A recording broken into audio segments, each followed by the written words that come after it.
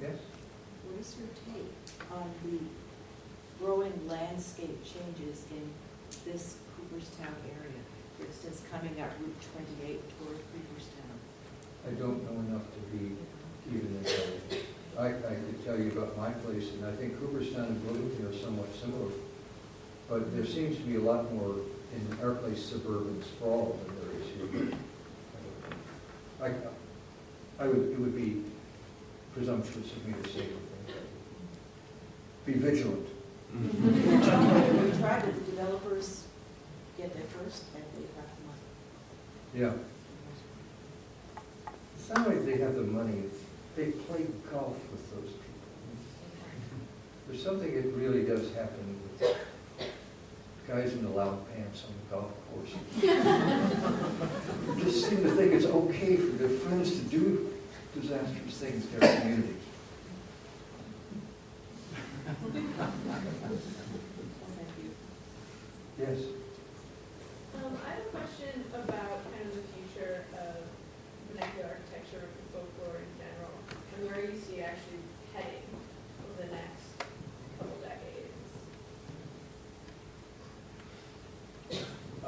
I know where I'd like it to head. I'd like it to, I would say three things. One is the old work ought to be continued. You know, that it's interesting to me that in historic preservation, that sort of the most recent buildings become exciting as the most recent historical buildings. So I find everybody's excited about mid-century modern. And they're kind of forgetting the log cabins on the frontier and in this area, those Greek Revival buildings. I mean, I just think that they're a fantastic treasure. So one of the things that I think ought to be done is that old buildings should be recorded and preserved as much as possible, but I think that's kind of simple-minded to say that that's all. But I think it shouldn't be stopped. But I think there are two really good moves for the future. The first one is inside. My last picture was really about that. That the real, I think the most powerful, let me put this kind of argument in American fashion, and that is to say, men tended to build houses and women tended to make them into homes. And I think that second process is the most interesting new thing to be done in vernacular architecture scholarship. Basically interior decoration. So I think that lots of fantastic things happen about ethnic attention. Just like we all know that ethnic food survives, lots of interior decoration traditions survive. It's a place where lots of negotiation takes place between the men and the women and the adults and the children of the house. I think interior decoration is one. The second one is the other one is gardening. That is the interior of the house and its exterior. The walls are better studied than what happens within the walls and what happens just outside of it. So I think that's what I think. I think we ought to keep on doing what we've always been doing, but I think interior decoration really needs a massive ethnographic effort. How people make their interiors. Then everybody's apartment, every kid's dorm room is in vernacular architecture creation. I mean, a lot of people might not feel as close to their buildings as certainly they would have in this area in the 19th century.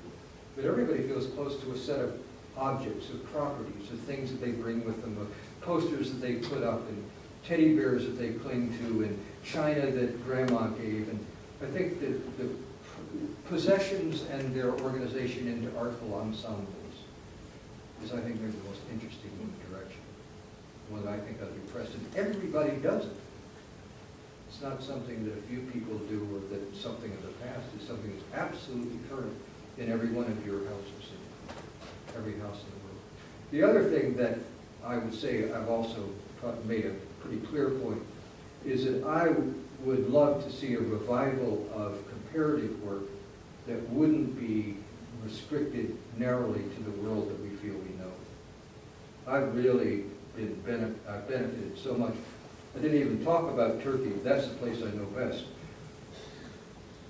To have an experience in some place that's really far away brings you home in a whole new way. Even if you're not interested particularly in studying Turkey or Nigeria, the kind of places that I go. comparative work is absolutely crucial for estranging you from the familiar and making you understand just how fascinating the silly little things around us are. So I think comparative work is another thing that I think the future ought to hold a lot more. People doing intentional, figuring out a pattern that works in upstate New York, and just for the hell of it, seeing how it would work if you, let's say, controlled for exactly the same environmental conditions and did it in Argentina.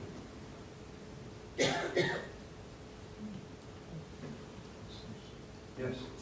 Would you consider the modern McMansion a form of vernacular architecture? I would think the modern McMansion has vernacular dimensions. Not to say, I'm not dodging your question. I said at the beginning, and I really believe all buildings are to some extent vernacular. And I think that if you got into the modern McMansion, it should be studied. Yeah, I think vernacular architecture scholars ought to be interested in that building. I hate it. But that doesn't mean it shouldn't be studied. I mean, that is to say, the fact that it's unappealing. It's important. Why do people want this all of a sudden? That's really interesting to me. It's fascinating. I think so much of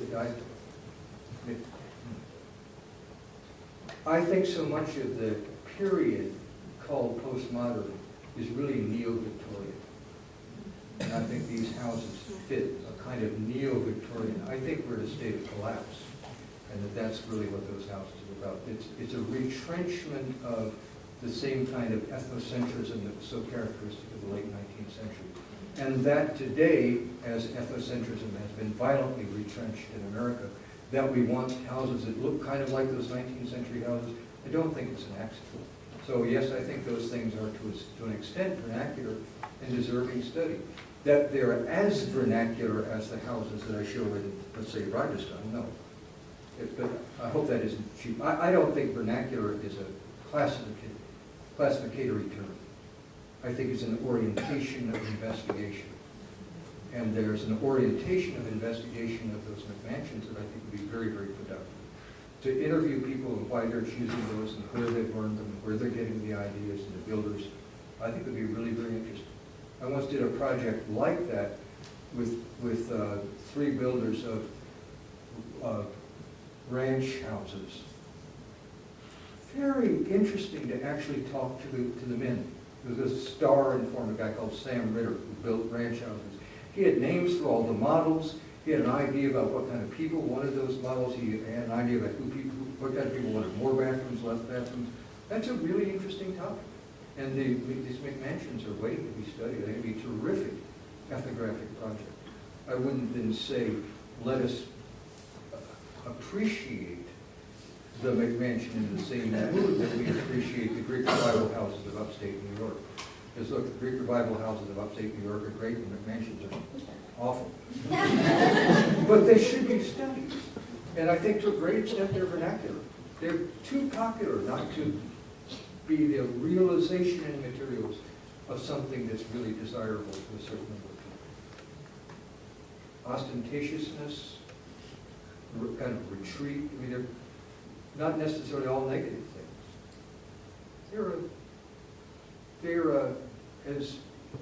They're as nouveau riche and as bad taste as a lot of empire things that we now appreciate.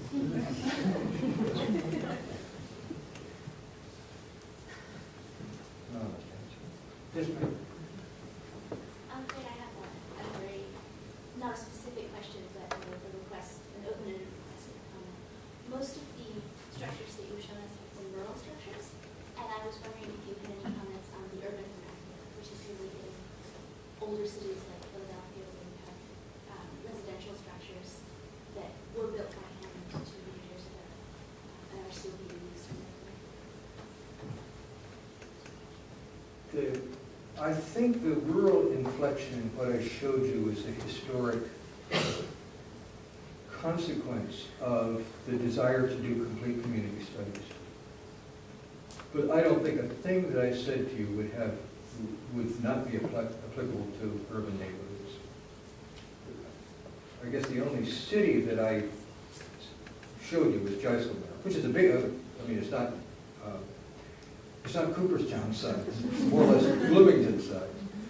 But it's a city, but I've done major field work in both Istanbul and Dhaka. And Dhaka is headed to be the biggest city in the world. I mean, it's kind of off your map, but it's coming, watch out. And the neighborhood of Dhaka that I studied, which is called Shakari Bazaar, fantastic vernacular buildings that go back to the 17th century and right up to the present, and it's enormous. So, no, I don't think anything about what I've said at all. I don't think there's any difference between urban and rural communities as loci of investigation or as being less or more rich. They're easier to study. They're easier to study. I lived in an old neighborhood in Philadelphia. I lived in an old house in Philadelphia. Are they perhaps easier to preserve? I didn't hear you. Are they perhaps easier to preserve because of the sort of continuity of life in urban centers? It's easier to preserve as long as there's the attitude of preservation. Because, first of all, you're losing less. John's very good comment about farm buildings. That is, there's less being lost, although there is a lot being lost. And one of the things in my little city, there used to be behind almost every house before about 1920, a stable. Only about 4 or 5 left. They just go, so, but generally if you preserve, you understand what I'm saying, if you preserve the houses, you get a feeling that you're preserving the urban environment. But if you only preserve the houses, you get the feeling you're converting a rural environment into a suburban environment. And so that so the cities are easier. Also, they're very much easier. I, with a friend of mine called Marsh Davis, established the first rural historic district in the state of Indiana. There are probably 75 urban historic districts. It's an awful lot easier to get an urban neighborhood together around a historic district idea. Rural people feel quite reasonably that their land rights are being intruded upon, and that maybe I want to sell this off and petition this farm. So it's really, really hard to get farmers to agree to have it's not hard to get a particular house designated, and that's a cinch. A whole rural area, very tough. But an urban area, no, because city, it's easier, there's less at peril in an urban neighborhood, in fact, in rural. But from the standpoint of significance, no. And also, I would say this is sweeping, but I'll still say, there isn't any different in the urban-rural pattern of the past, architecturally. Not really. They're the same houses. Squashed together or spread apart, they're the same houses. Right up into the 20th century. We've all been very kind. I think it's time to give you a break. Thank you.